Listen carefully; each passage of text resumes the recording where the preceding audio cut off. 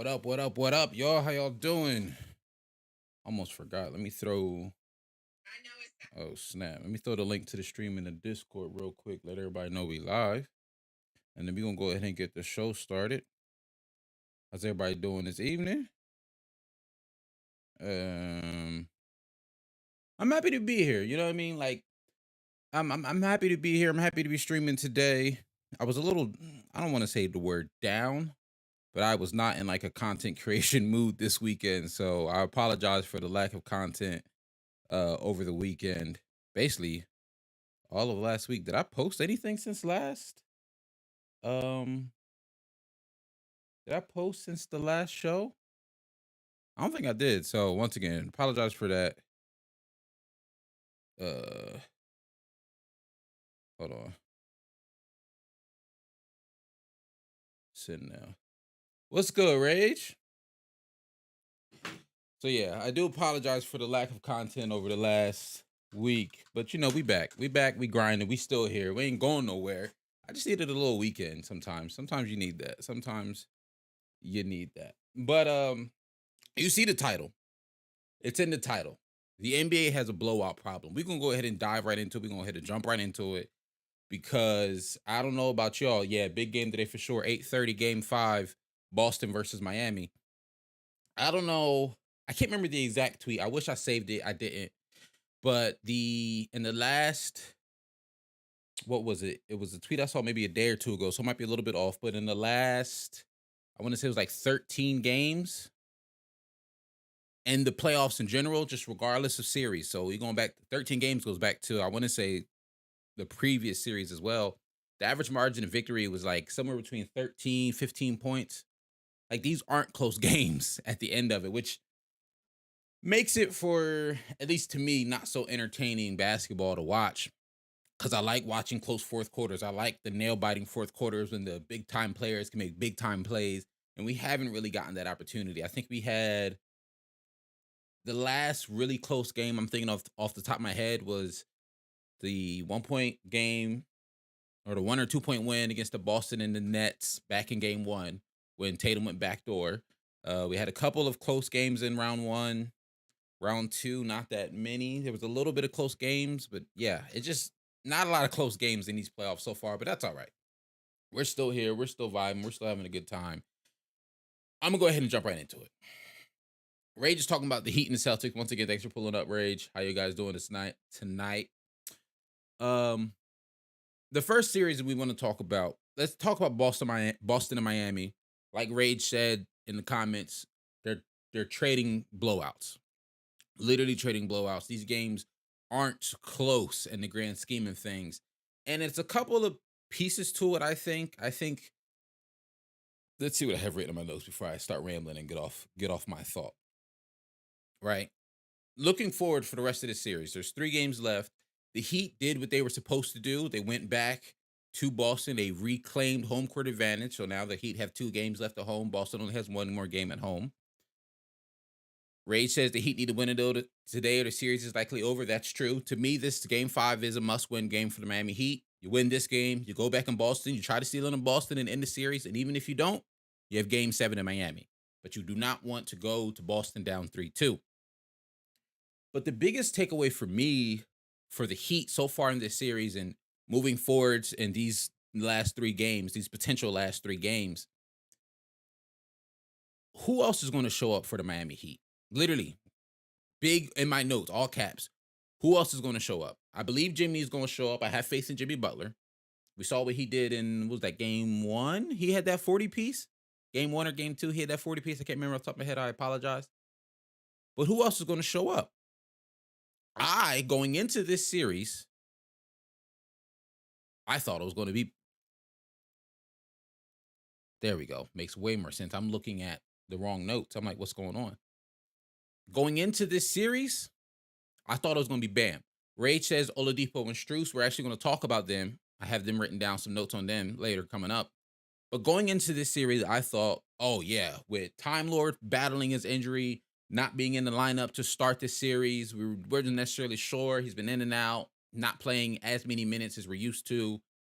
Robin Williams, for those who don't know him as Time Lord. Side note, I was talking to my guys This might have just been this past Saturday. We were watching the game, and I said, "Oh snap, Time Lord is back." And they're like, "Who? Is Time Lord not a popular name for Robert Williams?" I thought everybody called him that. I see it on Bleacher Report all the time. I hear it on ESPN. It's one of his first nicknames on Basketball Reference. They had never heard that name, and they watch just as much basketball as me, if not more, some of them. So I just thought that was funny. But with Time Lord being in and out of the lineup, I just knew going into it, Bam's going to be the guy. Bam's going to have a really big game. Bam's going to have a really big series. And he hasn't had that. Bam has been, I mean, to be honest with you, he hasn't looked good at all. Now, granted, the defense, yes, the defense is there. Bam will always give it to you on defense, will always be amazing defensively, but the offense has not been there for him. And I think the Miami Heat need some sort of interior presence from him, some sort of extra scoring from him. I was expecting him, honestly, to take a step up going into the playoffs. So when you look at his numbers, especially in this series, he's actually regressed from his regular season numbers.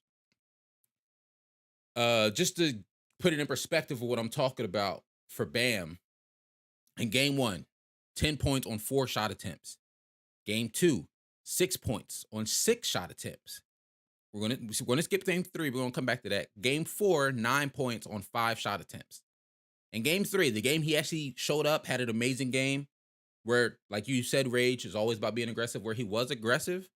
Game 3, he had 31 points on 22 shot attempts.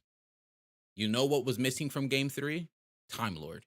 So my thought then is Time Lord really stopping him from scoring that much? Is he stopping him from being that aggressive? And on the theory makes sense. Shout out to Robert Williams, just named second team all defensive. He was one of my candidates for defensive player of the year. If he doesn't go down with an injury, he might be defensive player of the year instead of Marcus Smart. So, and to me, when I'm watching these games, for some reason, it feels like if Bam doesn't get rolling early, if Bam doesn't get going and get the easy buckets going early, he'll stop looking to score. He just stops looking to score at all. 4 shot attempts, 6 shot attempts, 5 shot attempts, that's not enough. That's not enough from somebody who, I don't know if he's your second best offensive player, but you can make the argument Bam should legitimately be the second best player on that team.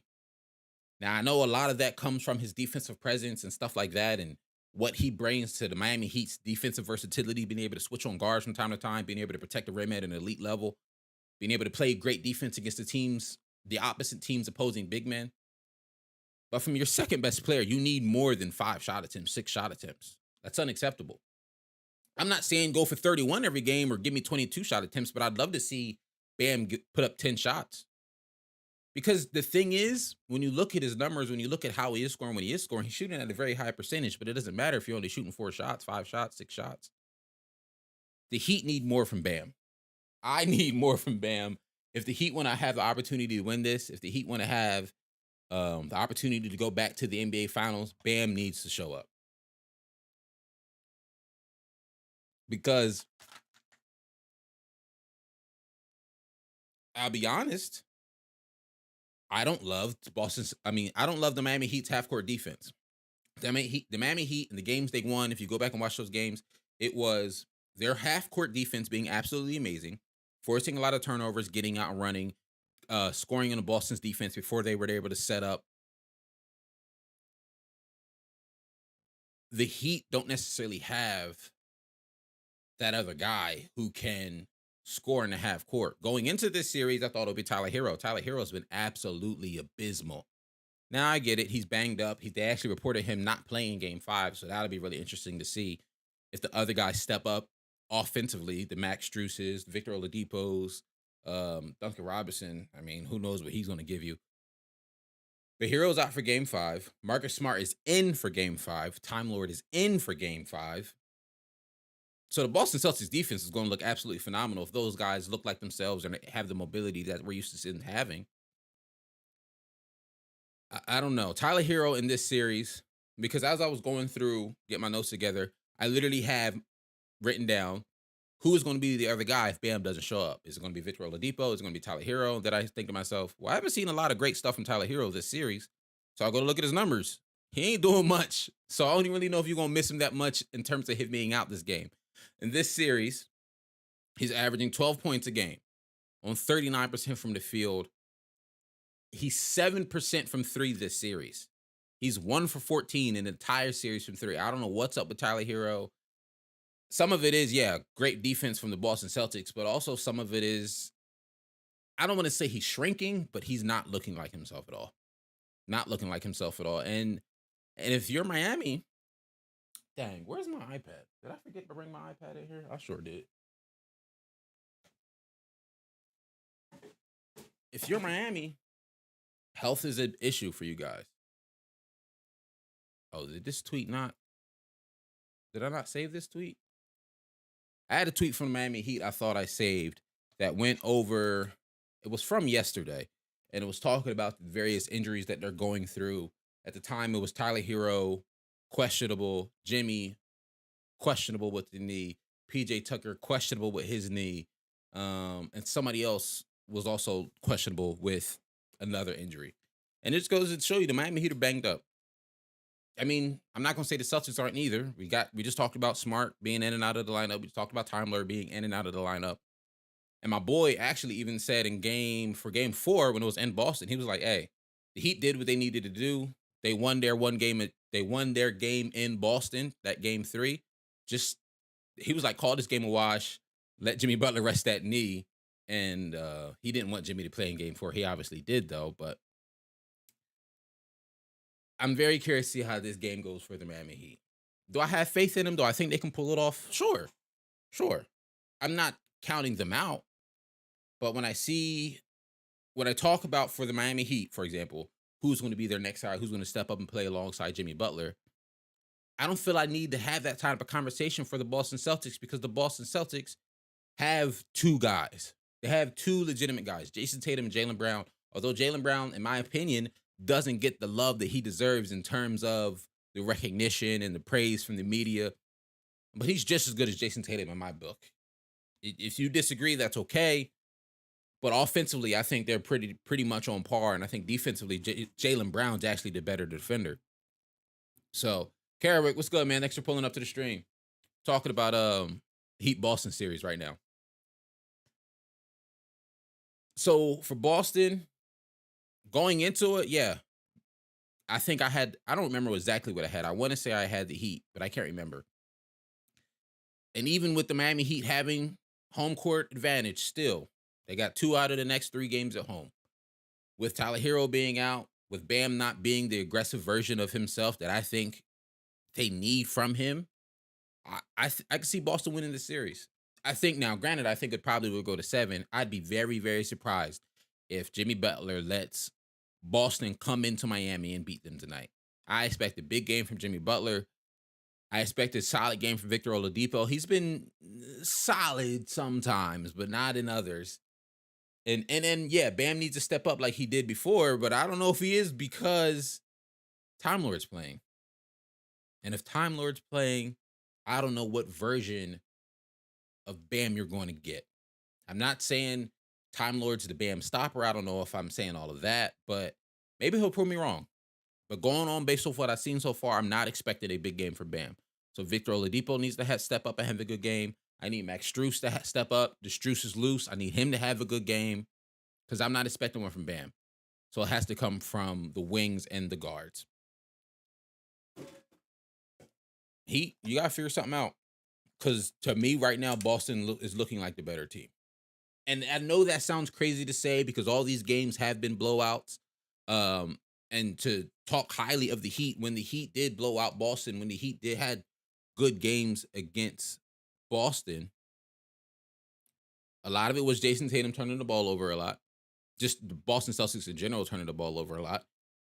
And the Heat getting out and getting some really solid fast break points of scoring, like I said before, the Celtics had an opportunity to solidify their defense. Could they do that again tonight? Sure. Could Tatum mess around and turn the ball over 7 times like he did in game, I want to say that was game 3? He had 7 turnovers? Potentially. But I just feel more confident about Boston so far in this series. Mainly because I think for the Heat to win, it has to be a collective thing, which could be a good or bad thing. Because if your other guys have a great game, then yeah, they're going to go crazy. But if the other guys don't have a great game, then it's going to be tough for Jimmy to carry that team to a win. Let's see what y'all talking about in these comments before we go on to talk about Warriors and Dallas. Before we move on, any other thoughts? Ray says PJ Tucker needs to be good. I agree. He's got to be able to hit them corner threes and play some solid defense. He's going to have a tough defensive matchup tonight. Kerwick's going with Miami, understandable. And then says Luka needs help. We're going to talk about that team in a second. He definitely needs some help. We're going to talk about him. Ray says Oladipo was really good in game 4. True. And then talking about the Warriors bench, fouls are going to kill the Heat today, potentially. Warriors going to win in 6 strictly because the NBA will rig it for the Mavs to win game 5. Just resonant, however, could be wrong. Ninja Deals. Thanks for pulling up, Ninja. How you doing today? All right. Since y'all seem to be talking about the Warriors series, let's go ahead and transition to the Warriors series. The funny thing you say about Ninja Deals, go and address your comment first, saying the Warriors going to win in 6 strictly because of the NBA will rig it for the Mavs to win game 5 just for revenue. I actually think it's going to be the opposite. I think that was the last night. I think last night was the, hey, let's get this revenue. Let's sell another ticket. Let's sell some more tickets. Let's go home winning the game 5 in the Bay Area. Because, and also I thought it was really funny, the Warriors like to close out at home. And all the series so far this playoffs, they've had the opportunity to close it out on the away team's arena. And they have failed to, and they come back home and they close it out. They just like to close out at home. They're not trying to close out away. They want their fans to win, to see another game, and they want to sell some tickets. I ain't mad at them. Stream solid on y'all end? I'm seeing a what's that called? Like the loading circle? All right, it's back. It said excellent condition, and I was getting green and stuff everywhere, but it was looking like it was lagging. I'm just making sure. Well, that's what I said in game 5. Look what happened. We took it to 6. That is true. That is true. All right. So Warriors Mavericks.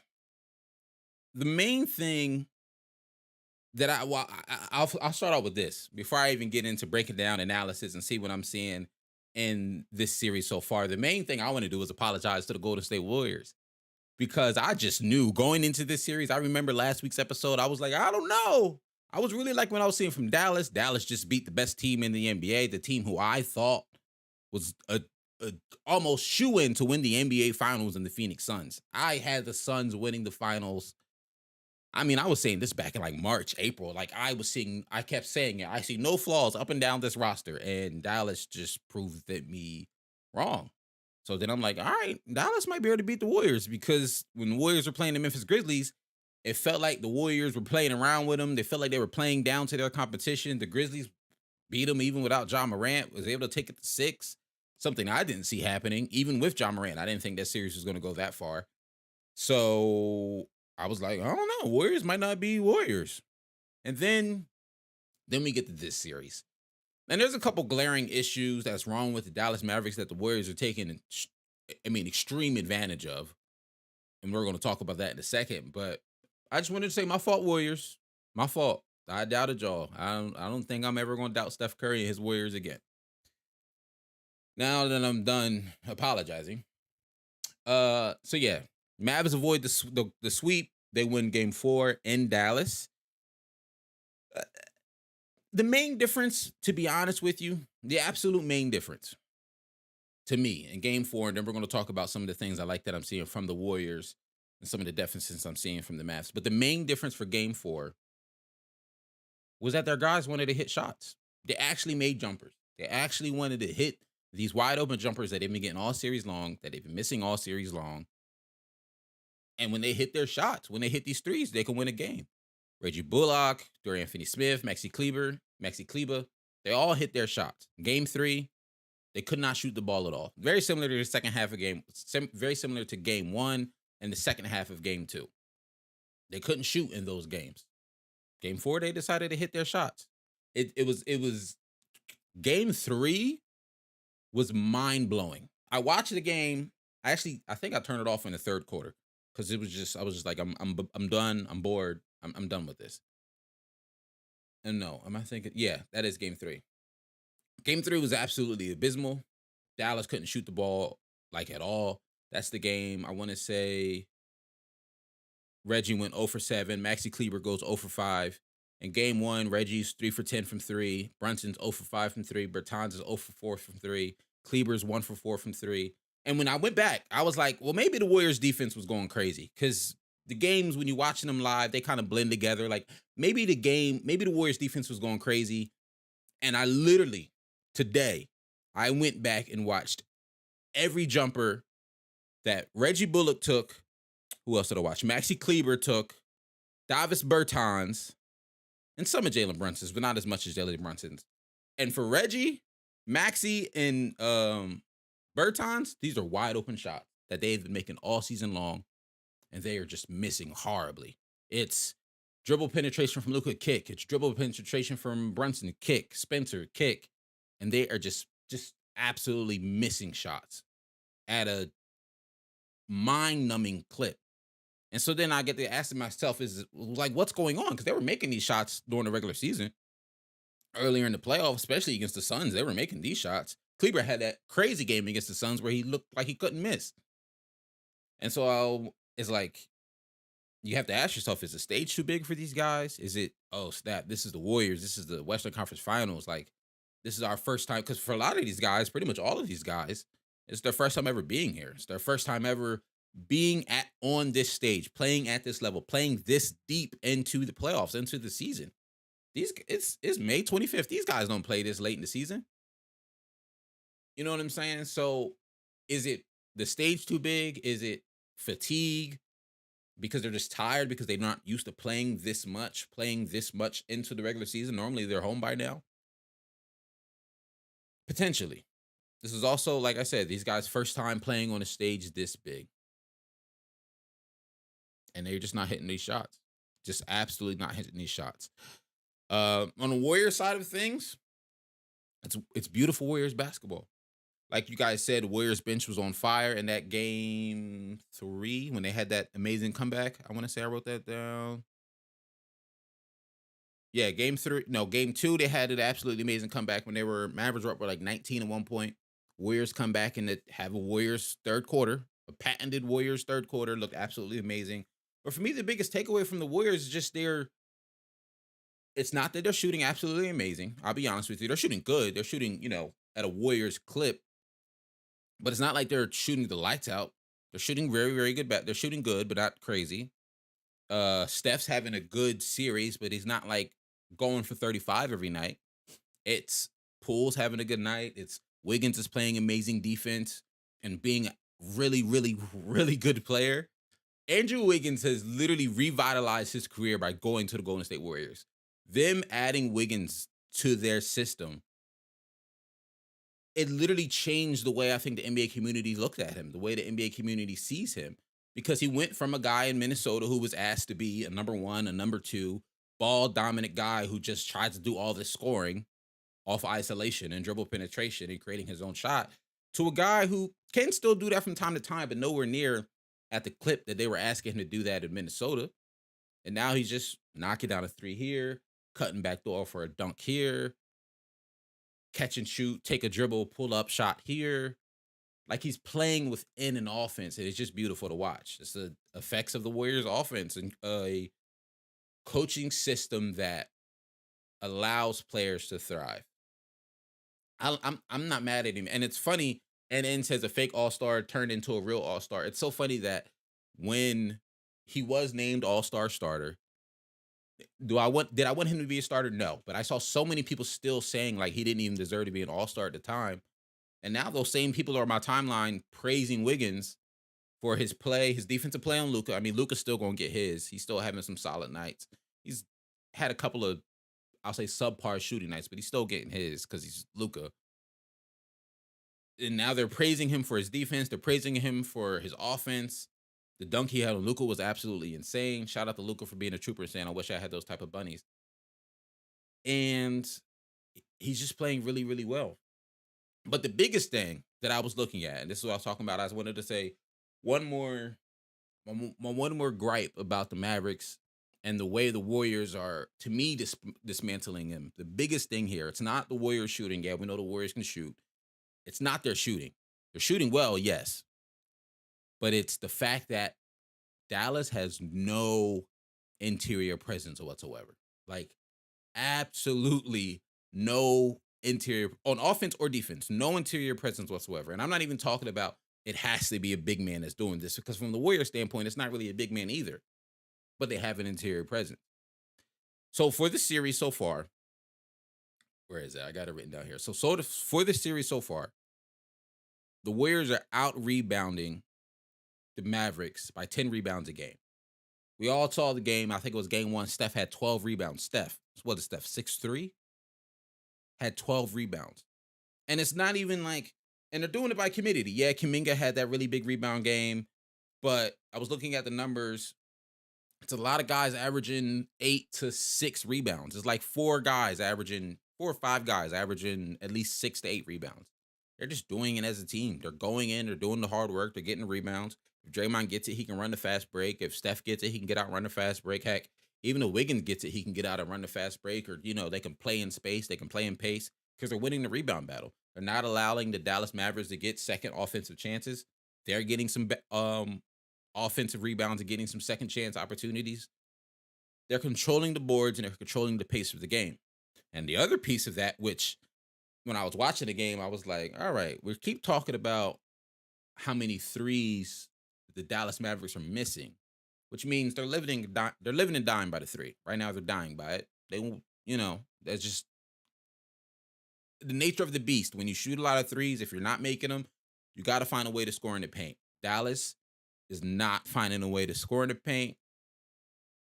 And they're not finding a way to stop the Warriors from scoring in the paint. And like I said, the Warriors, we know, it ain't like Draymond's posting up a whole lot, getting a whole lot of post touches. It ain't like Kuminga's posting up, doing a whole lot of post touches. It ain't like Looney's getting a bunch of post touches. But I did the math because I couldn't find the stat already somewhere. So I literally went and did the math myself. The points in the paint for this series so far, the Warriors have scored 196 points in the paint. Dallas has scored 132. In game one, it was 44-32 to the Warriors. Game two was 62-30. That's the game where Dallas had that 19-point lead and they came back. Game three was 46-34. And even game four, when Dallas won, and I was like, okay, maybe Dallas surely had to have the point advantage in the paint in the game you win. No, it's because they live and die by the three. They won that game because they made threes. The Warriors still outscored them in the paint 44-36. And so I'm just, once again, this is me spitballing. I'm getting my notes together for tonight's show. I'm looking at the points in the paint numbers. I'm looking at the rebounding, and I'm looking at the utter lack of interior presence for the Dallas Mavericks, offensively or defensively, because no one's scared of Maxi Kleber. No one's scared of Bertans. I don't even know why you're playing Powell. They keep starting Powell, but they're playing him for like 7 to 10 minutes. And then it's like, all right, we played you. Like, does he have a contract clause that he needs to play? Because if you're not really going to play him, don't even waste the time with him out there in the first place. And I thought to myself, you know what would be nice on this Dallas Mavericks squad? Kristaps Porzingis. I wish that worked out. I really, really, really wish that would have worked out. Because from January and February, yeah, did it start off rocky? For sure. It started off really rocky. It wasn't looking good, yada, yada. But in January and February, right before that trade happened, Kristaps was looking like himself a little bit more. He was putting more effort on defense. I was really liking what I was seeing for the Dallas Mavericks defense.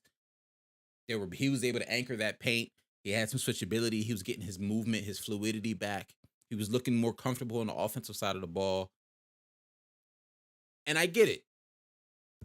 With him there, he might clog up the paint a little bit more. Doesn't open up as many driving lanes for Luka.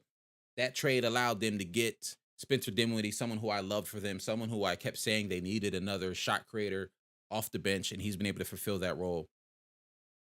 But there was a couple of weeks there in January and February, right before the trade went down. I think I even made a TikTok about it. and I was saying how much I was really liking the defense I was seeing from Porzingis, how much I was liking the offense that I was seeing from Porzingis. They were starting to win some games. They were putting a little win streak together, and I was really liking what I was seeing from them. Do I think if they would have kept them, would they have continued to blossom because their offense did get better when he left? Do I think they'd be here in the Western Conference Finals if KP was still in their team? I don't know. I don't know for sure. But when I was thinking of what type of big would fit well on this team, a big who can help defend the rim, who can help defend the paint, who's versatile on defense because they have no interior defensive presence, but a big who can also stretch the floor at least a little bit because you're going to need those driving lanes for Porzingis, for Luka, for Brunson, for Dinwiddie. And the first big that came to mind was Kristaps Porzingis. So I'm not saying, like I said, I'm not saying that KP, it was a mistake trading for him. That's not what I'm saying. It was just a thought because the first big I thought of when I said what big would look really good on this team because they need some defense, they need some rim protection. He came to mind. And then says, okay, let's go back. Let's see what we were talking about. Ninja Dill says ranking finals matchups. 1 Heat Mavs, 2 Celtics Warriors, 4 Warriors Heat, 3 Warriors Heat, 4 Mavs Celtics. Oh, are you saying this is the ones you'd be most entertained to see? I'm not gonna hold you. I'd love to see a Celtics Warriors. I think that'd be a really, really good matchup. And it says finna be Celtics Warriors, calling it now. The Mavs aren't the Rockets. Shooting threes stinking. The Mavs aren't the Rockets. Shooting threes stinking though when you don't have 6 Currys and 6 Thompsons.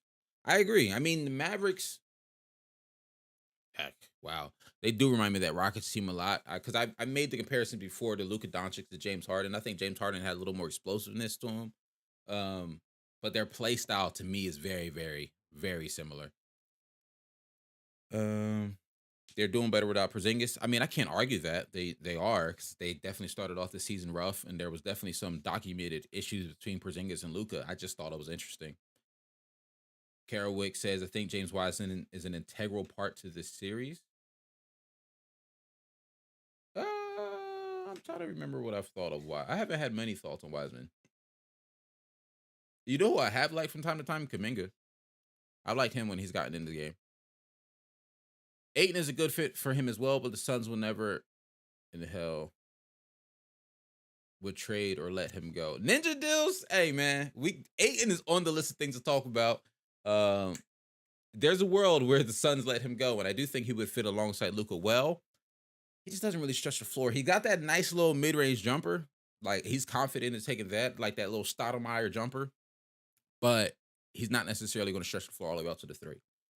All right, so the next thing up on the docket, I'm done talking about the actual games. Let's talk about random stuff around the league. I feel like we covered the games well. The Warriors should be able to close it up in Game 5. We should be looking at a Warriors-Boston finals, in my opinion. But if the Heat come up and somehow come out on top, I wouldn't be mad at it either. Like right now, it's literally back to 0-0, basically in that Heat-Boston series, and Heat have home court advantage. So if you ask me, it's technically the Heat series to lose, but I think Boston's been playing better, and I think Boston has the momentum. That's just my 2 cents. I'm a guy with a mic. All right. So the all defensive teams came out the 20th. We didn't I don't think we had an opportunity to talk about it in our last episode. I just wanted to go over real quick. I have some quick thoughts. And then we're going to talk about the All-NBA team. A couple of things, news around the league. And then just says I have a hypothetical debate about the Sixers. You want to open the Q&A. A hypothetical game. It's so much fun. Yeah, we can open up the Q&A. I'll probably do it through... Ninja Dill, are you in the Discord, Dills? I haven't seen your name in a while. But I'll probably do it through Discord. Yeah. I'll probably open up a Discord stage in a little bit for that. So I'm curious. All right, so let's go over this. Like I said, NBA, all defensive teams came out May 20th, which would have been 5 days ago, came out over the weekend. I haven't had a chance to make a video about it. I'll be 100% honest with you. Had such a busy weekend. I didn't realize they came out until this morning. All right, so let me pull that up. I just wanted to go over this with y'all real quick. Let me see. Screen share. Okay. NBA all defensive teams. I just want to go straight down to the voting because that's what the stuff I'm most interested in. Okay, so all defensive first team: Marcus Smart, Mikal Bridges, Rudy Gobert, Giannis, Jaren Jackson Jr. All defensive second team: Bam, Drew Holiday, Matisse, Time Lord, Draymond Green. For the most part, honestly, I'm really happy with this list. Couple of quick notes that I wrote down when I first saw it. Really, really happy to see Jaren Jackson Jr. made first team. I thought he had an absolutely amazing defensive year. I just think he needs to stop fouling. He's young. You can tell that he's young. You can see it. He's block hunting a lot. I think when he continues to mature and continues to realize that, hey, your defense is absolutely amazing. You have all NBA level defense. You have future depoys level defense. Like, he will probably win Defensive Player of the Year in his future. That's the level of defense he can play. That's the level of defense he does play. And he's a young, talented forward. But he's got to stay on the floor. He has to stay on the floor. He has to find the balance between protecting the rim, defending shots at the rim, but also staying out of foul trouble. Because when he gets into foul trouble, he can't play. Like, he becomes unplayable at times because he does it to himself. He gets into foul trouble. And honestly, a lot of the veterans around the league know that. So they try to bait him into fouls. They try to bait him into fouling them. And it's not a good look for him, right? Just got to do better. But I think he can. I think he will. I'm happy for him. Shout out to Mikal Bridges. Shout out to my guy Rudy. He's under a lot of heat for his offensive capabilities, but like I say all the time, he's one of the best paint defenders in NBA history. Argue with yourself. I don't know. One thing I really thought was really dope. Another thing I thought was really dope. The Celtics and Milwaukee both having two guys on these teams. And Milwaukee's case, Giannis and Drew Holiday. Celtics case, Marcus Smart and Robert Williams III, Time Lord. Just goes to show really how great these two teams were defensively. We're seeing it on display right now for the Boston Celtics. We saw what they did to KD, and then we even saw what they did to Giannis. So we're seeing some really, really defensive juggernauts in terms of the Bucks and the Celtics. And then the last but not least, the thing I want to talk about on here real quick, shout out to my guy Matisse Thybulle for the Philadelphia 76ers. This just really cements my love-hate relationship with Matisse because, yes, are you an all-NBA level defender? Are you an all defensive level defender? Yes. Yes, you are. You are one of the top 4 guards in the league defensively. But you might be a bottom 4 guard in the league offensively. The duality of Matisse Thybulle is absolutely insane to me. Like, insane. And I was thinking, and I'm like, I mean, his defense is really, really good. And then I try to compare him to some other player in the league who probably is really just there for defense. And there really was no other player that comes to mind. The only other player that even came close was, ironically, someone who's on this list, Draymond Green, because we know Draymond Green's not going to do a whole lot of scoring, but what Draymond Green brings in terms of playmaking, in terms of leadership on the court, in terms of, hey, and if you do leave him open, he might hit that corner 3 or that top of the key 3 he loves so much with that back jump shot. There's just no other person in the league that comes to mind when you can think of the duality of someone who's so elite on defense and so trash on offense. But that's my guy. I'm a root for him. And then another thing I thought was interesting. Actually, let me see if I can find it real quick. I don't think I'm ready to find it fast enough. I saw a tweet. Actually, it was my tweet. Hold on now. I might be able to find it. Only because it was basically Kendrick Perkins. It was his all defensive teams. Let me see. I gotta log in. This is too much. We ain't gonna find it. Basically, Kendrick Perkins, his all defensive team, he didn't have Rudy on it at all. I want to say he had KD on it. And it was just a lot. And it goes into the conversation. We'll talk about it more in a second because they asked Jason Tatum about it when it comes to all NBA teams. It goes in the conversation. I really think the NBA needs to rethink how they award these awards or rethink who's qualified to vote for these awards. Because Kevin Durant's my guy, but having him on your ballot for all defensive team makes absolutely no sense to me personally. And like I said, Kevin Durant's my guy. All right, next up that we wanted to go over, all NBA teams also came out. Shout out to my guy Joel. I'm not gonna say he got snubbed because I completely understand it, but I do have some thoughts.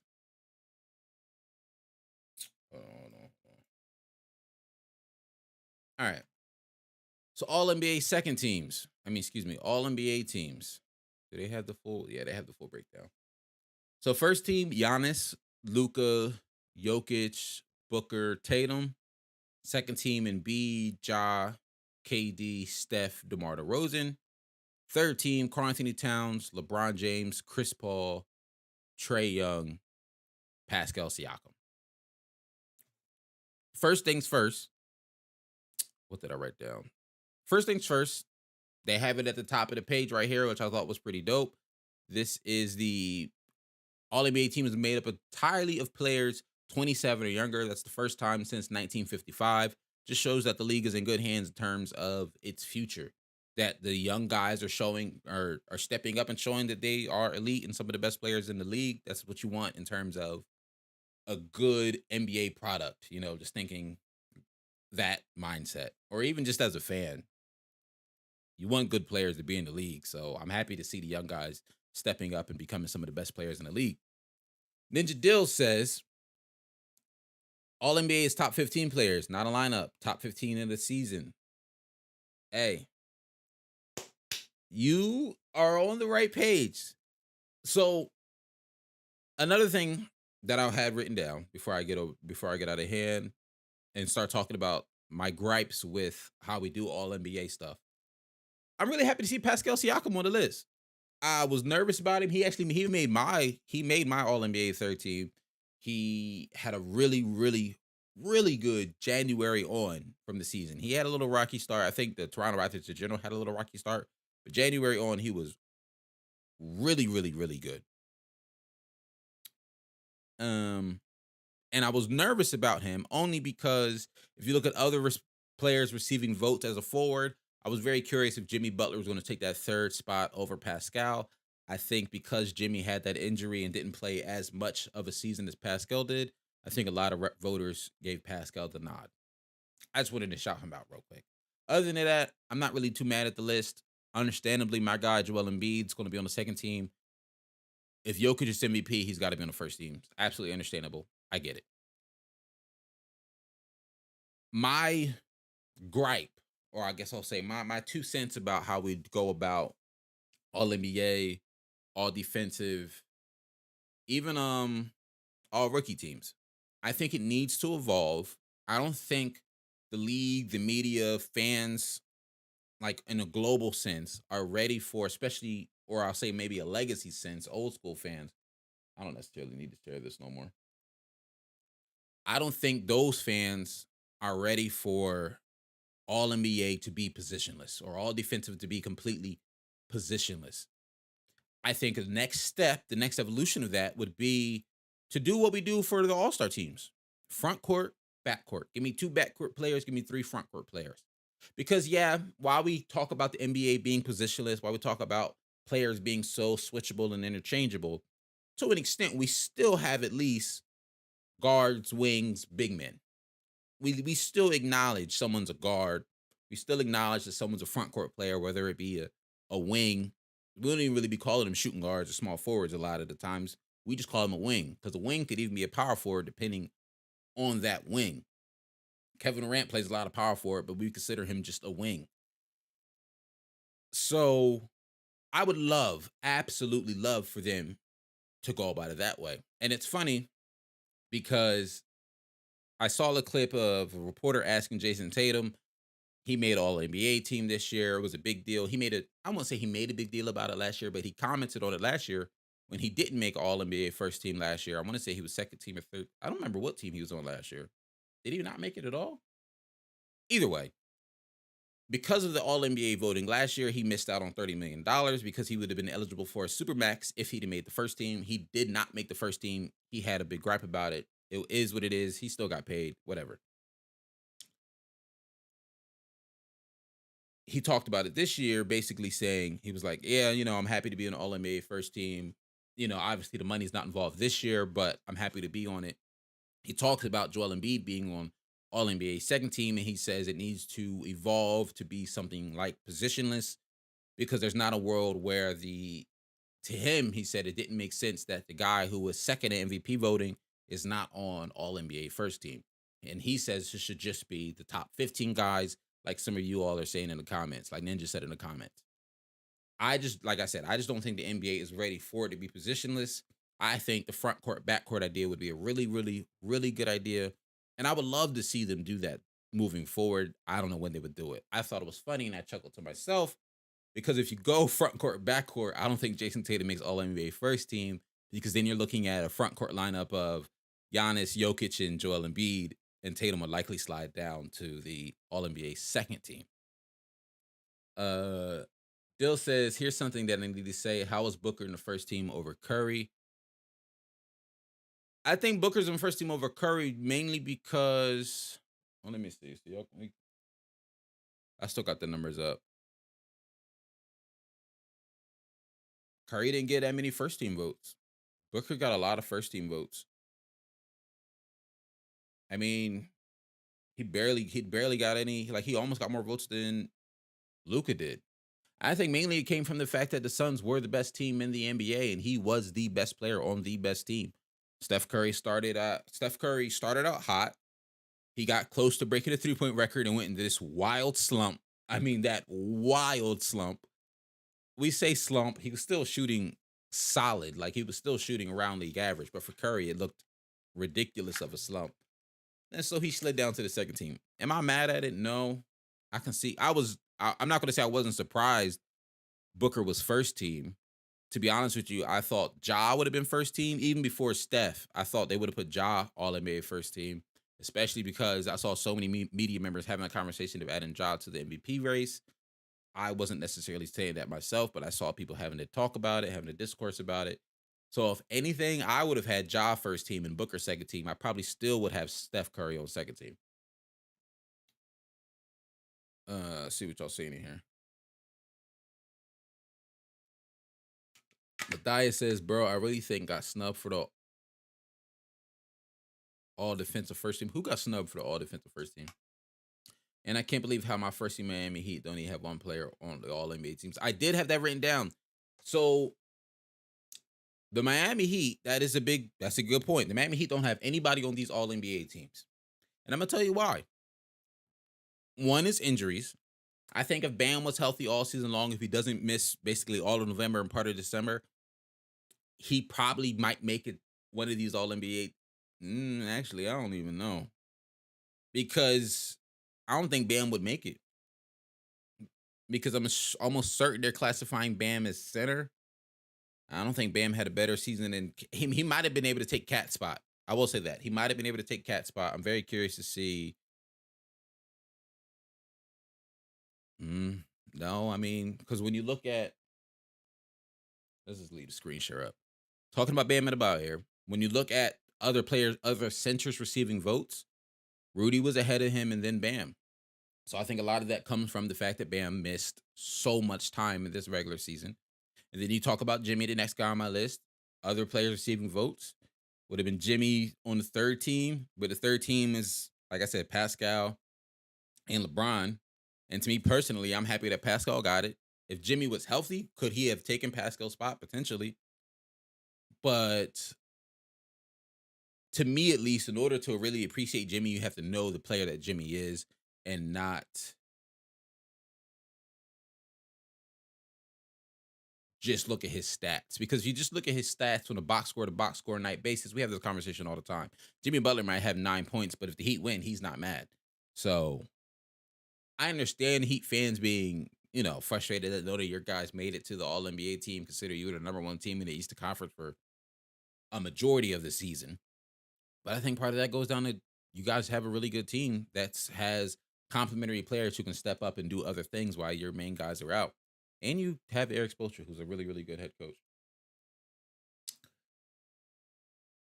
Team got snubbed. Can't believe. Yep. All NBA first team: Giannis, Tatum, Curry, Doncic, Embiid. Wait, what? Giannis, Tatum, Curry, Doncic, Embiid, and Jokic. Ninja, am I tripping or did you just name 6 people? Matthias, what's up? The reason why Matthias is because you don't have any great players. You got good players, but no superstar players besides Butler. But I believe he was injured for DC. Okay, so yeah, Ninja basically said the same thing I was saying.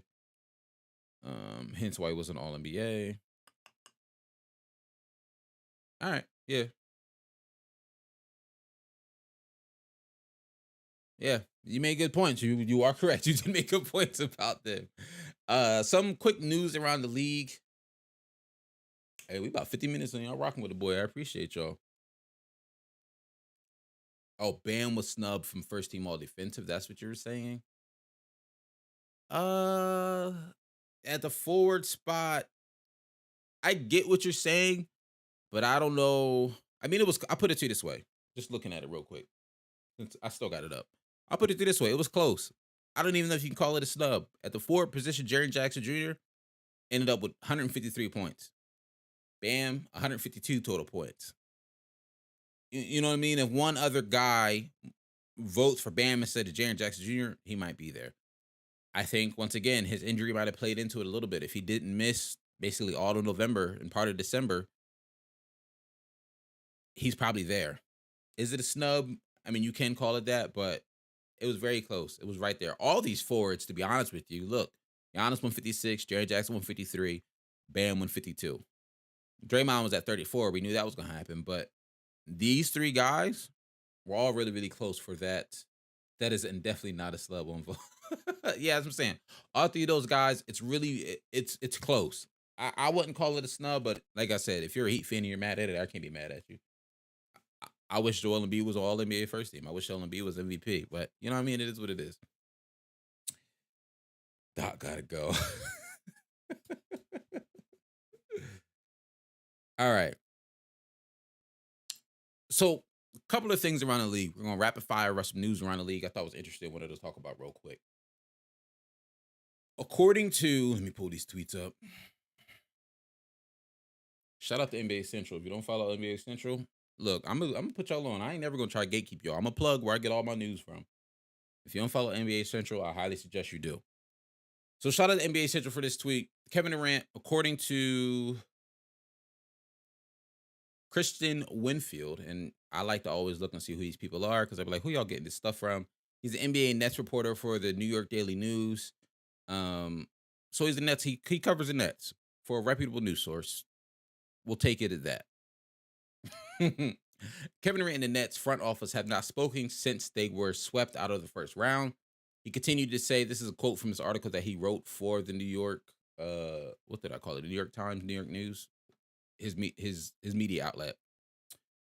If Irving leaves the Nets, it wouldn't be surprised if Durant becomes frustrated with the organization's ability to put a championship pieces around him. Understandable. The second quote out of this, once again, yeah, this Ninja, this is a per sources conversation. This is just this, you know what I mean? We talking here. The second piece of this conversation, same guy reports, the Brooklyn Nets are reportedly unwilling to give Kyrie Irving a max long-term extension due to his personal decisions to not get vaccinated and an unpredictable injury history. Once again, like Ninja says, this is per sources. This isn't shams, whatever. But this is a guy who writes for a popular New York publication. We'll leave it at that, right? The main thing for me that I wanted to talk about this is, if you're the Nets, I don't even know if you have an opportunity to not sign Kyrie Irving. Like, I'll put it to you this way. I think I saw Dom Dom2K, if you follow him on Twitter, if you watch his YouTube stuff, you might know who that is. He put out a tweet saying the Nets basically have two options. You can A, decide not to sign Kyrie Irving long term, or decide to not sign him at all, or do something that makes him not want to be there. So then you lose Kyrie, and now you have a disgruntled Kevin Durant potentially, and might not want to be there either. Or B, you sign Kyrie long term, you deal with, whatever you deal with when it comes to the vaccine stuff. I mean, in my mind, we're like basically past that. They said he can play, yada yada. Like, I don't really see the vaccine part being an issue again, because he was, the rules have been changed. He can play. Unpredictable injury history, I will give you. But you keep him, you keep Kevin Durant, you retool and you run it back. You keep two really good superstars happy and you run it back. Might be some frustrations, might be some headaches with Kyrie, whatever, on court, off court stuff, whatever. But I think you got to go with option B. I don't see a world where the Nets don't sign Kyrie long term. I just don't. To me, it doesn't make sense for them not to sign Kyrie long term. And the other thing that stuck out to me was them saying Kevin Durant and the Nets organization haven't spoken yet. I don't really know if that's a big deal, because we're going to talk about it in a second. But apparently, DeAndre Ayton hasn't really spoken with his front office either. Like, I don't know how regular it is for a player to talk to their front office really before you get really into the postseason. Like, playoffs are still going on. Players might be vacationing, yada, yada. So, let the players be players. Ninja says Nets is his choice. He doesn't want to get vaxxed. It's fine. You can't force him. I believe for Kyrie to play in New York had a rule where to be vaxxed. Not sure. Just trade Kyrie for Anthony Bennett.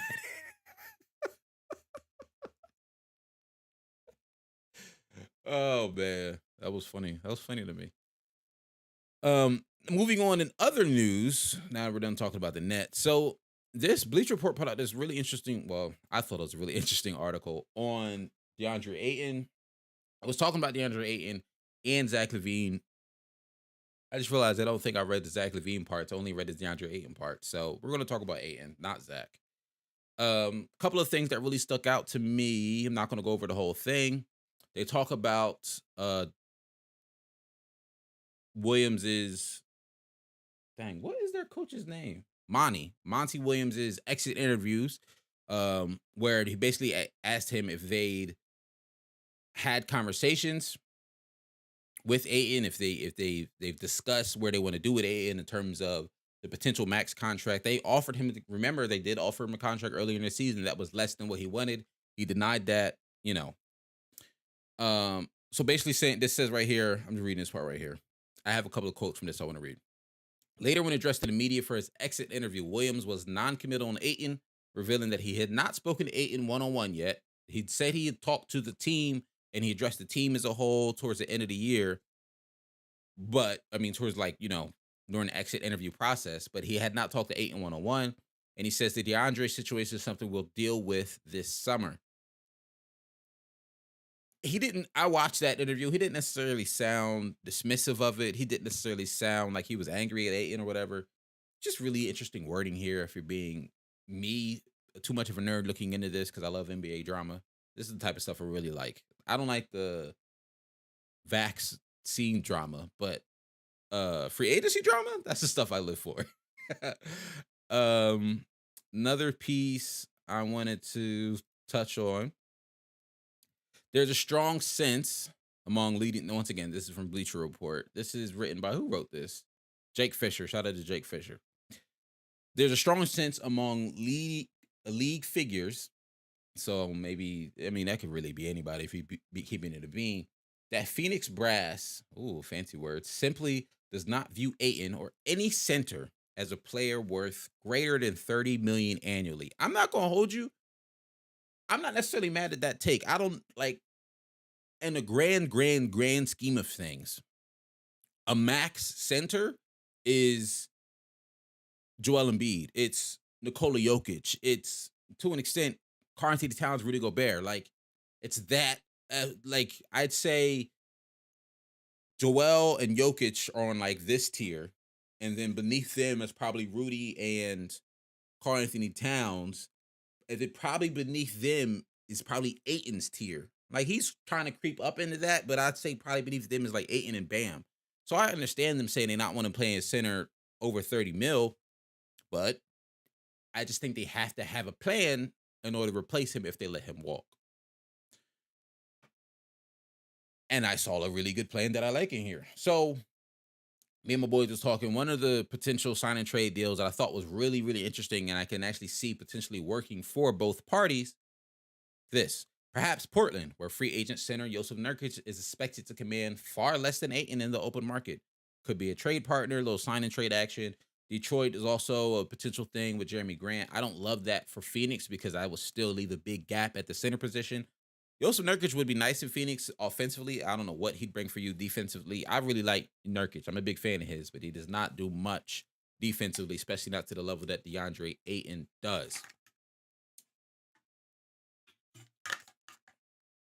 And then, but I get it. Ayton wants his money. I think in the right situation, probably is worth it. I think this is what happens when you get into why the NBA built max contracts, why the NBA built these super max contracts. It's because for these smaller market organizations, give them opportunity to keep their players. You sign your player, you pay them. You might have to dip into your luxury tax a little bit, but you get the opportunity to to retain the players that you drafted. If they don't feel like they value Ayton, then they might have to let him go. And I get it. I get it as well, Phoenix. Like, you got to pay Booker. You know, he's on a huge contract. Chris Paul still has the rest of his contract. You got Mikal Bridges, who just signed in October.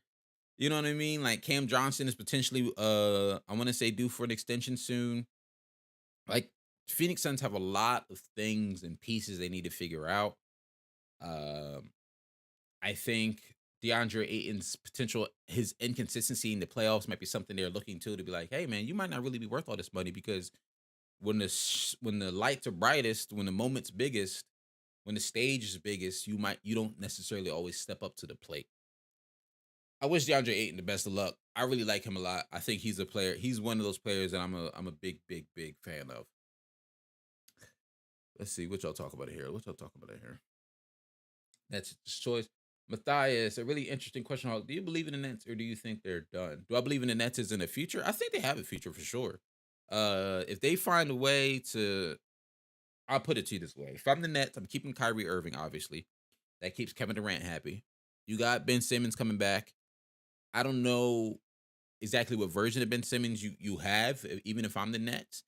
But if it's at least Sixers Ben, you have a guy who's going to play all NBA level defense and an amazing playmaker, which is something that I kept saying all year long that the Nets needed. Someone who can create offense. I was supposed to be James Harden. He is a great playmaker, but excuse me, he at times was a defensive liability. Let me take that back. James Harden isn't necessarily a defensive liability for the Nets. I just don't think he was fitting in turn because he was basically doing the same thing he's doing on the Sixers and not necessarily moving off the ball, not moving when he doesn't have the ball, a lot of standing around, stuff like that. Bah. Ninja, yes, I'm about to pull up the live. I'm literally opening up Discord. I'm about to open up the live Q&A in a second. As I'm doing this, I'm trying to open up Discord on the side. I think, yeah. So I think if you're the Nets, you have an opportunity. You got Joe Harris coming back next season. You have guys like all those 1-year guys you going off the books. If possible, you try to keep DeAndre Jordan. Andre Drummond, if possible. Don't overpay him, but if possible, I would try to keep him. I think he's a really good big.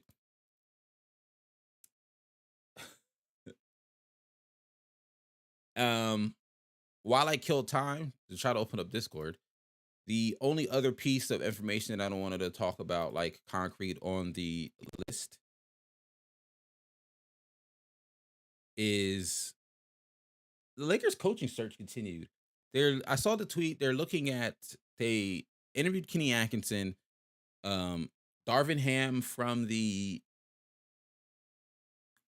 Milwaukee Bucks, and one other guy. Hold on. Yeah, per Woj, just real quick. Discord's opening.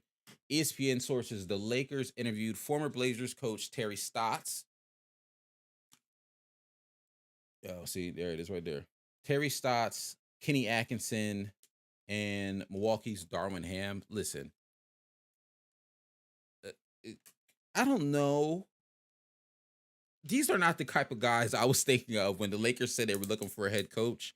I was thinking more of, I mean, honestly, I was thinking a little Mike D'Antoni potentially. Like I can see, like I just think they need a more established coach, not necessarily. I'm not calling these guys established. Like I'm not, trying to disrespect these guys. We know Terry Stotts, what he's done with Portland Trailblazers over these last couple of years. He is an established coach. He has seen some moderate playoff success, not championships or anything like that, but they've been to the playoffs.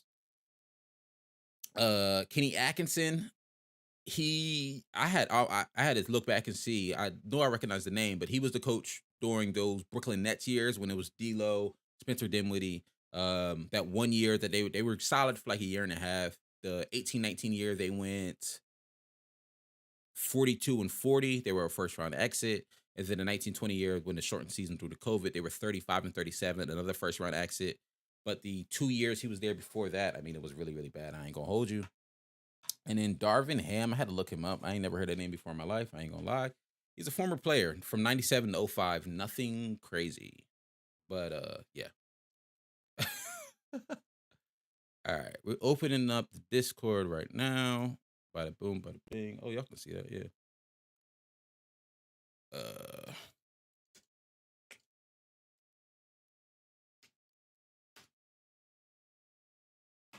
And then let me just double check my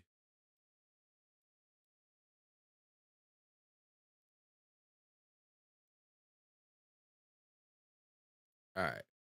The Discord is open if anybody wanted. I know Ninja, you said you had some thoughts you wanted to share.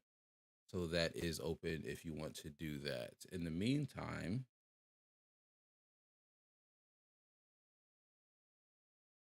all right.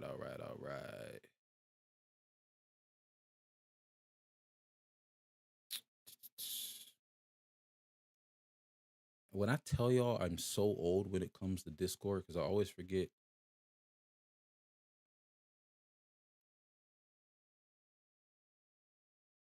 Do y'all got to request to speak or do I invite y'all to speak? When I tell y'all I'm old, I'm old, y'all, when it comes to Discord. All right, there we go.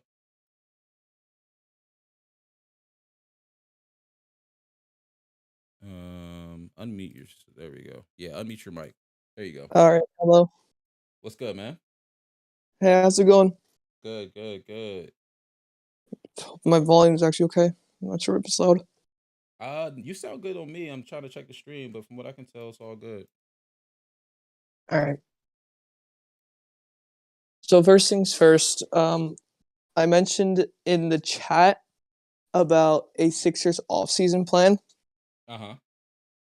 And the first thing I wanted to mention about was that Doc Rivers and the GM, I believe Daryl Morey, they shouldn't re-sign James Harden to that contract because of the reason that first things first, they're packing $55 million if they were to sign him. And then the second thing is that they could easily get 2 to 3 better players if they were to not take him. Because we already know Harden's starting to drop and he's basically out of his prime now, but he's not really being that good anymore. And I feel like he's not worth $55 million. We can definitely try and pursue a Zach LaVine and maybe somebody like, let's just say, for example, Devontae Graham was in like a free agency, someone like that. So now we can make our bench better with a point guard there. And we have Zach LaVine there to help out with Joel Embiid. And now we can be in a win now mode with that. We actually will also need a backup center too, because kind of traded ours with Andre Drummond. Yeah. So with that, and we already don't have our 2 first-round picks because now we're going to win now mode. So we're still going to be needing that anyway. Yeah, I think the biggest thing for the Sixers, if you don't, sign Harden to that max or you let him walk, or even if you let him walk, I think the biggest thing is, you got to fill up bench depth. The biggest thing for me that I noticed for us in this playoffs was just that our bench depth is non-existent. We don't got a center. We don't got a guard with us in our thing. We're good at forwards. Thibault plays that well. Yeah. Niang plays good with threes. He can also be pretty good at defense at times. Yep. Danny Green is still being good even at 35, and that's still impressive. I'm worried about Danny The though. qu- I think he's gonna yeah, retire. the question. No, well, I think he'll still play, but we don't know what we won't know what happened with him with the torn ACL problem. Yeah. Yeah, and So we kind of that's have the to, only reason I you think he know. might retire because I'm like, if Mhm. it, because well, I take that back. I thought he was going to retire about last week. Then I looked at his contract and how much he's still owed for next season, and I'm like, he's not going anywhere. But at the end of next season, he might only because it depends on how he looks. I don't know if someone's going to give him Mhm. another contract, and I don't We just don't know know how he's when gonna we're going to look see him exactly. at the torn ACL. Yeah. That's all. But all we need for our bench is we need a good point guard, a good point guard that can help out our bench and really lead it. Like someone like a Devontae Graham, something like that, and then like Mm, a good center that can rebound, that can defend. We don't really need a shooter. We just need a good person that can defend for us. yeah, We need one of those taller people, something like a Clint Capella or an Andre Drummond, something like that. I like Capella a I mean, lot. I Paul think he's Reed, taking a step back, but I like him a lot still. I think like he'd be Paul good Reed for a is backup good, big. but he's just like he's not really ready. Like he is. Like we only have him playing for like 5-10 minutes per time. Yeah, it's a Paul Reed is I think a point in contention with a lot of Sixers fans. I think a lot of Sixers fans want to give him the opportunity to do a lot more, but Doc just doesn't Mm-hmm. play him. So Doc just does not play him at all. Mm-hmm.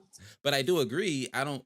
I can to some extent I understand why he doesn't play him because I agree. On big stages, do I think he's ready for that? No, but I also don't think he's even got the opportunity to grow into that because he doesn't get time during the regular season. So I I mean, feel he like could it's a play catch it. 22. Doc Rivers could send him down to the G League so now he can practice, but I don't know if that would. I don't know if that would actually be Yeah. better for him. Yeah, I don't. Yeah, I think he just needs. I think he needs. I think he's good enough and ready enough for NBA minutes. I think just Doc Mhm. misused him during the regular season, so that's why he looked so unready in the playoffs. Well, yeah, because I think if we're only giving him what, like 10 minutes per game, Yeah, not a lot at all. it's something like that. That's pretty bad. But the thing is that if we sign Harden, what are we going to do after that? Because all of that money that we could have saved is now into Harden. And the thing about Harden is that he's basically he's done with his prime. We have seen that with the Nets. We've seen that with Yeah, the Sixers. He's basically done with his prime. yeah, He's basically what I've seen from him whenever I saw it. He's basically like just barely over the peak of the prime. He's still good, but yeah. he's not superstar caliber. I mean, you could say superstar caliber. He could still average 8 to 12 assists per game. He can still get you 20 points per game, but he's not that prime. But he's not like a prime 3-point shooter. Still, he can get you your assists. He can get you those 20 points per game, but that isn't really like He's not all going to take your star. game over. Yeah, Yeah, he's not gonna start taking the game over 30 plus points per game. If you think he can, if you think he's still good at 34 with 55 million for a season, and if you think he'll do better, then you should definitely keep him. But that is a very much of a risk. Whenever in reality, we could just use that 55 million towards pushing for Zach LaVine, a backup center that could be pretty cheap on that, yeah, and then a backup point guard that can play for us. yeah. Which I unless it's Tyrese Maxey's minutes, lessens the fatigue on him and hmm helps us out a lot. I think in a perfect world, what I would like the most, I can see a world where Harden's still on our team. I think Harden is still, although his scoring is obviously taking a step back, his shooting isn't there Mhm. as much as it used to be. But I think there's a world where we can keep him because he's just he's an amazing playmaker still. Like his playmaking ability is out of this world still. Um, and I think we have guys in our team like Korkmaz, like Niang, like even Tobias to an Yeah, extent, guys who Korkmaz. benefit from having someone create shots for them, guys who aren't going to create shots Mhm. themselves. But I don't think he needs to get that on a crazy max contract extension. What's up, son? Thanks for pulling up to the stream. I don't think he needs that on a max contract extension. And he said himself, he wants to help this team win. He wants to do things to help this team win. I mean, guys have said that before and then be like, well, I still want my money. I'm out, which is understandable. If you can get your money somewhere else, at the end of the day, it is a business. So I definitely understand. But I would I can see a world where I would like to retain him on a lot less money. Probably like I mean, I'd give him 30 mil a year. Like you're still gonna have to pay him. Yeah, I don't that think was you're gonna pretty. be That able would to actually keep agree. Harden for like 2025. Like you're gonna have to do at least 30. Like I would do a 4-year 120.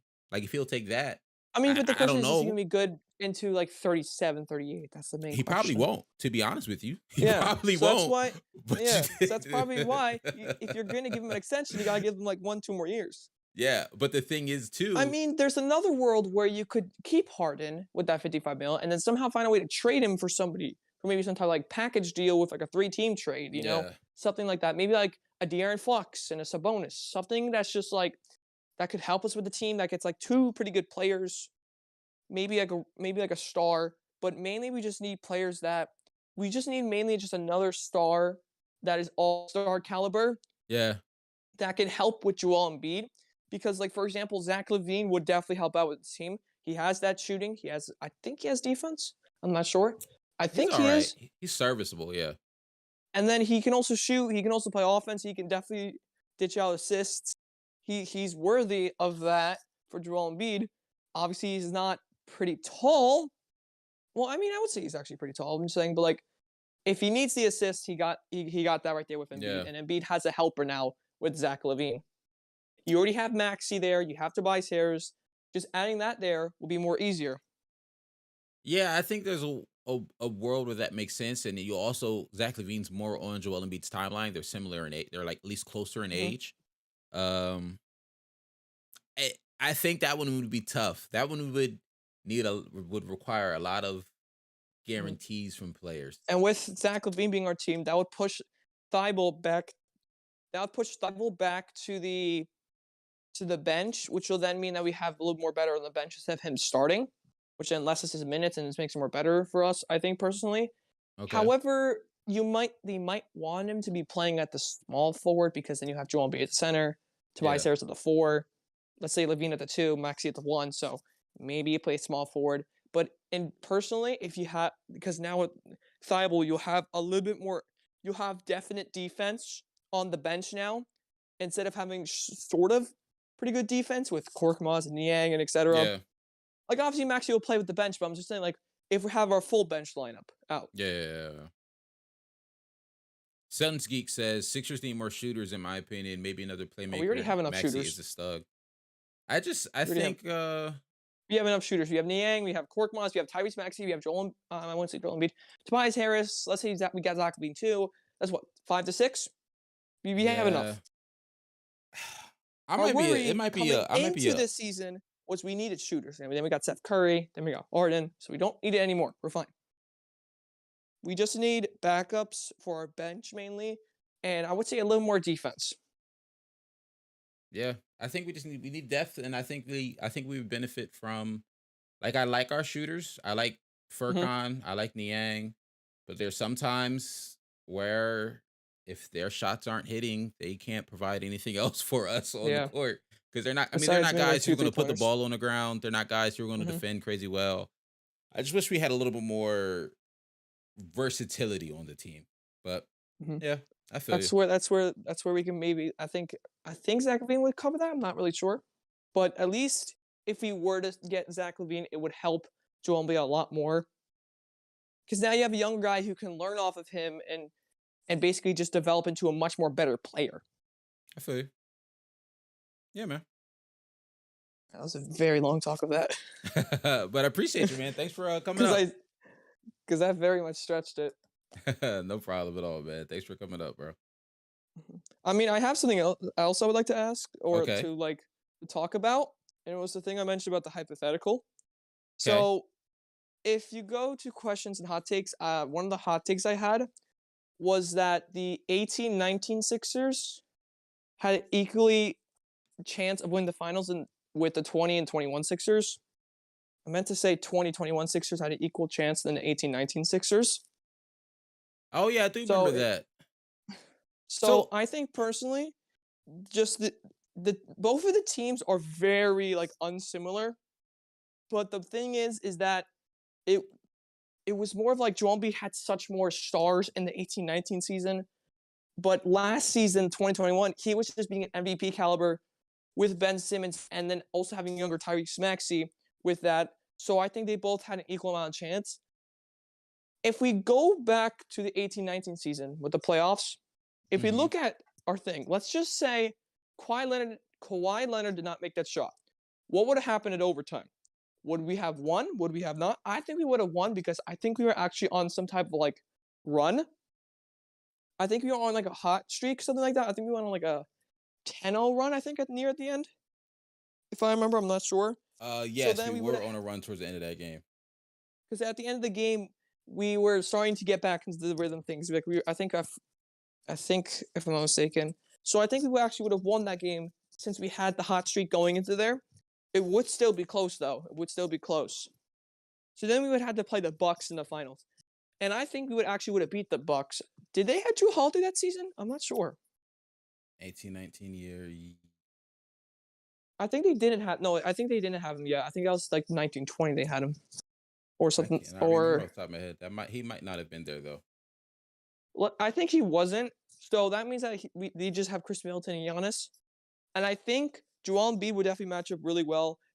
You had Jimmy Butler there, you had Ben Simmons, so many taller guys to basically tire out Giannis, and he really couldn't be able to score. He would still score, but not like 30, 40 points. He would probably get really stopped because of how much defense we had on that. So I think we would probably win that game in maybe 6-7. I think they would still be able to compete with us with that. So then we would head into the finals. Let's say the Warriors basically have not gotten injured because it's not the Raptors now. If we were to make it to the finals, I think we actually would have been in the finals because you obviously would have, I think Jimmy Butler would guard up against KD. I don't see Joel Embiid guarding him up.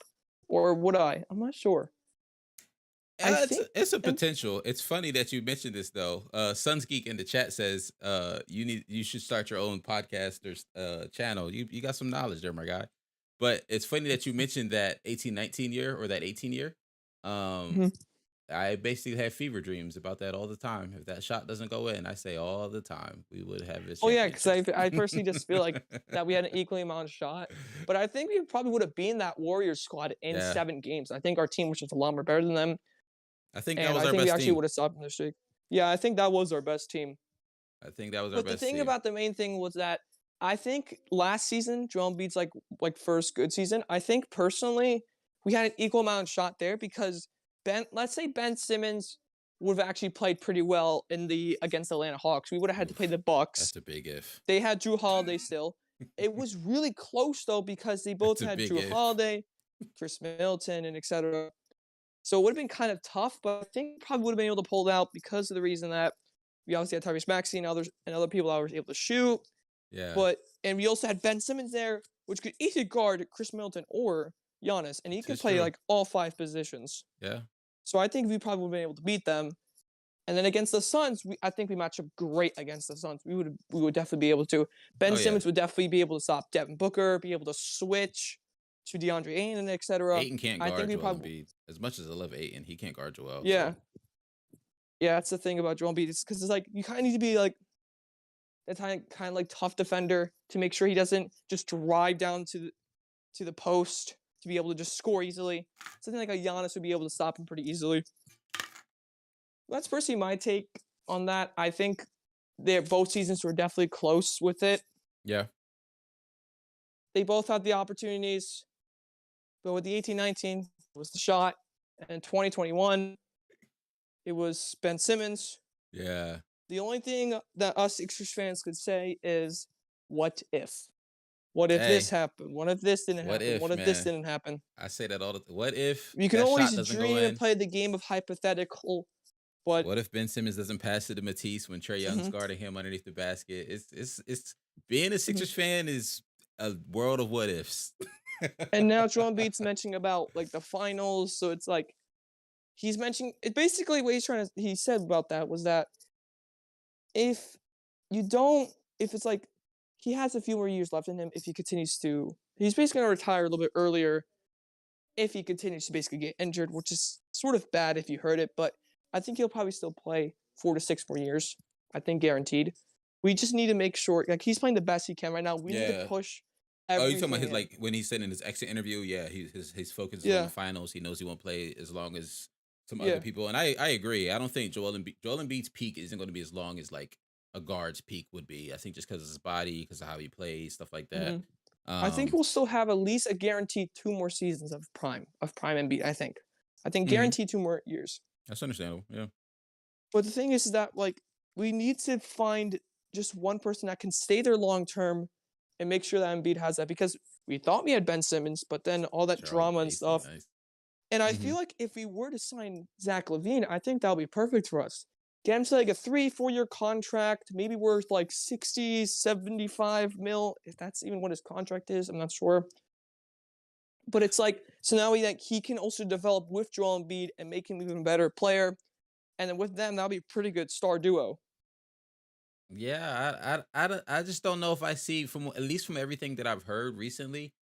I don't know if I'm just Philly throwing is out. one of his. I'm just throwing out ideas. I'm Yeah, throwing out, if we destinations. were to get Zach LaVine, it would make it more better for us.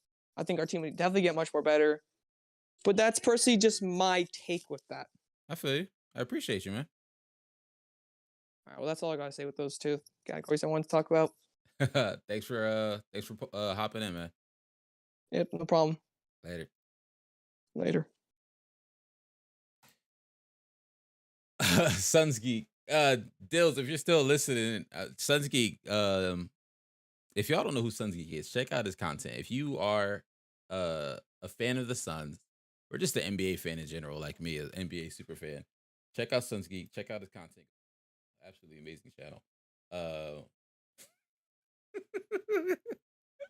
He famously cried after the Suns lost. He cried on stream, but that's just how passionate he is as a fan. I get it.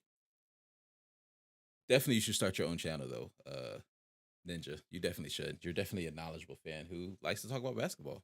Go for it. But that was it for me. I'm gonna go ahead and get up out of here. Shameless plug: if you want to be a part of next week's call, you got to join the Discord. You know what I mean? The Let's Talk Hoops Discord. I'm actually, once again, I'm a shameless plug myself. I'm gonna throw it in the chat if anybody wants to join. We're probably going to do all of the live calls like we just did. We're going to do it towards the end. Nah, man, you ain't waste my time. I appreciate you for pulling up, bro.